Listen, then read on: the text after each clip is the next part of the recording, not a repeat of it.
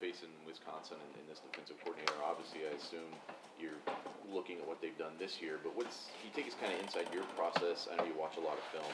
How far back do you go with that, looking for tendencies, looking for things in the way that they've approached things defensively in the past? All right. First of all, I just want to give all glory and praise to God for being here. But yeah, like you said, they've had the same defensive coordinator for a little minute now. So I definitely think you can find tendencies in old defenses and previous years that we played them, and even previous years that other teams have played them. So I'll probably go deep into that and just try to see what I can find of the system of defense, of how they run their defense and why they run their defense. So I can have a better understanding with the plays we put in and why they're going to work and why they might not work in whatever situation. So probably just go deep into that starting today. I've been watching a little bit already, but we'll see what Coach Day has for me. Front row right, Austin Ward. Rivals?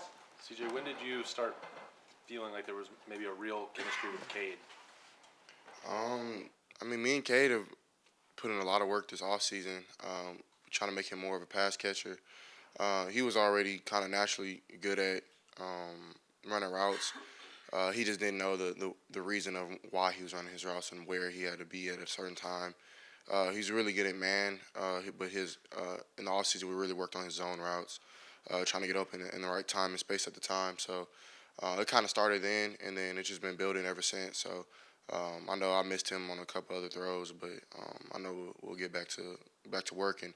In our indie periods where we're by ourselves and everybody else has special teams, Cade will come over, him and Mitch, and they'll run routes with us, and that kind of helps as well, just get our chemistry going. Like he was ready to get you back and maybe fight for you after you got tackled on the one handoff there? Yeah, that's all good. I ain't tripping. But Cade, yeah, he always has my back, just like I have his. So, yeah, I appreciate him saying something, and yeah, I was surprised it wasn't a call, but it is what it is.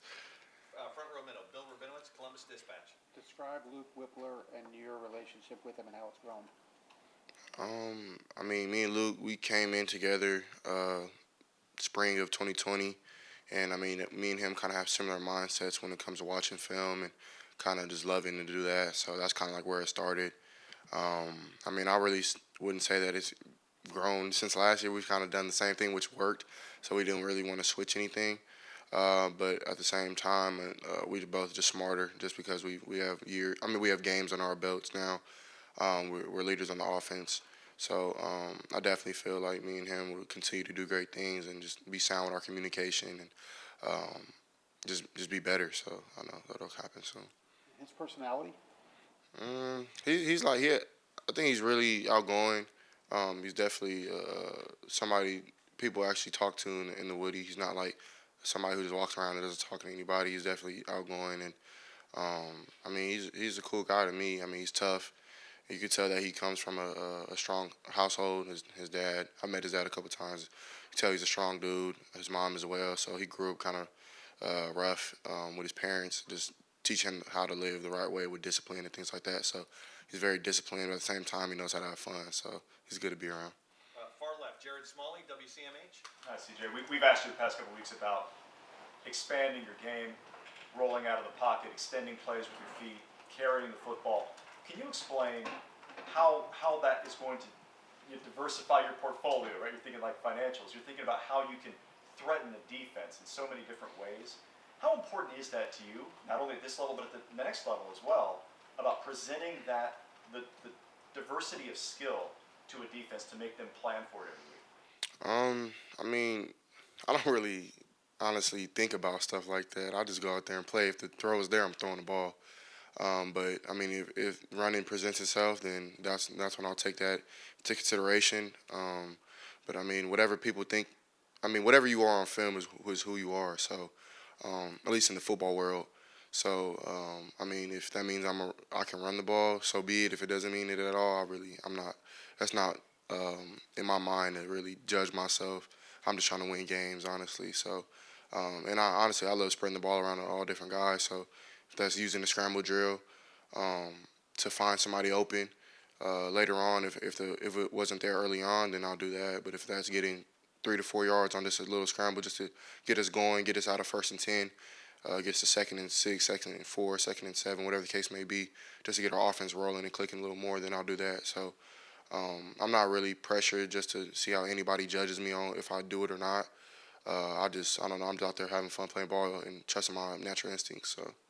Second row left, Stephen Means, Cleveland.com. Uh, the touchdown pass to Julian off on the sideline, it looked like Marvin and like there were a lot of people who were like ready to catch that ball. Right. Who was that actually supposed to go to? Yeah. So I mean, I missed. So I thought they were going zero. They ended up going like cover two kind of looking thing where, my eyes went to the field. I thought they were gonna do nickel rifle or the Sam was gonna come, and he didn't come. So I went back to my read, and Cade actually did a pretty good job by slipping the mic and piping it up. But I thought it was too late, and the safety started to creep back from the backside. So that's why I just kind of went to Julian. He ran a good route, but they had a flat defender took that away, and then a man player ran with Mayan. So I try to do my best just to make the play, extend the play, and just roll to the right, trying to see where my options at, try to make people miss if I have to. And then I see Mayan trying to like box out his defender. He's like boxing him out like it's basketball, which I thought was funny. And then Julian is kind of like he's like running his route, and then he like slips his guy, goes back out like he's running the corner, and then out of the side of my eye, I see Marvin like just hauling because he was on the other side on the slant, and he just kept hauling. He was hauling. So I seen Marvin, and I seen Julian, and I was like, man, I don't know. So and then by the time I threw it, I mean Julian got it, and honestly, I don't really know. I kind of just give him a shot. I think if it didn't go to Julian, Marvin's gonna catch it. So. I probably was throwing it to Marv, but Julian got it, so it is what it is. That's where you brought up this idea of sometimes you just say, in your words, F it, I'm just going to throw it to Julian Footman. Is that an example? Heck nah, cuz they wouldn't like that. So I gotta be smart with the football. He actually questioned me. He was like, "What'd you see?" I was like, "I knew I was throwing it to. I was throwing it to Marv, and he knew I was throwing it to Marv." So, and I'm working. He likes when I create plays like that. Just got to be smart with the football because it happened again in another drive. I think at the end of the game, one of the end of the game plays of mine, and I just threw it away just to be smart. I accidentally hit a girl, and I apologize, whoever you are. I'm super sorry. I did not mean to. So. Yeah. Second row right, Doug Reese, Cleveland.com. CJ, when you're taking us through a play like that, have you gone back and watched that on film a couple times, or are you recalling that from in the moment of how that play unfolded? A little bit of both. I like seeing things back there, because like we only get 12 games a year, so you got to bottle stuff up like that. You know what I mean? So it's not like basketball where you get 82 or like any other sport where you get a whole bunch of games. Baseball. So you have to like cherish these moments, even like the little ones, like Luke, moments I have with Luke or moments I have with Marv, whatever the case may be, sideline moments. So I try to like cherish those. I know it kind of sounds weird, but so I try to remember both. But film, of course, you go back and it's easier to judge on film. I feel or from TV, just because one, you don't really know the rules if you're not watching it, or two, you don't really have the view that I have when you're looking past 6'10" DeJuan Jones. So like, and sometimes people just aren't as wide open as it seems because you can't see them.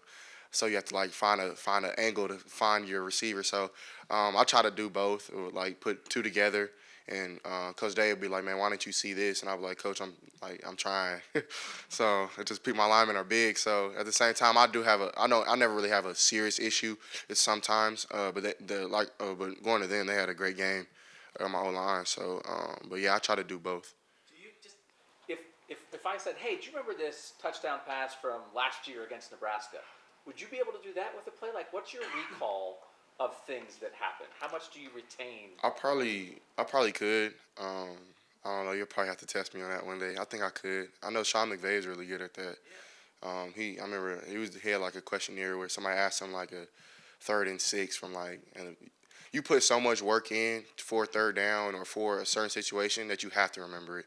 You know what I mean? Because like you put so much work in just with routes, then you go into scout work, and then you go into film study, then you come back and do it the next day, then you clean it up on Thursday, then you walk through it on Friday, then you walk through it on Saturday.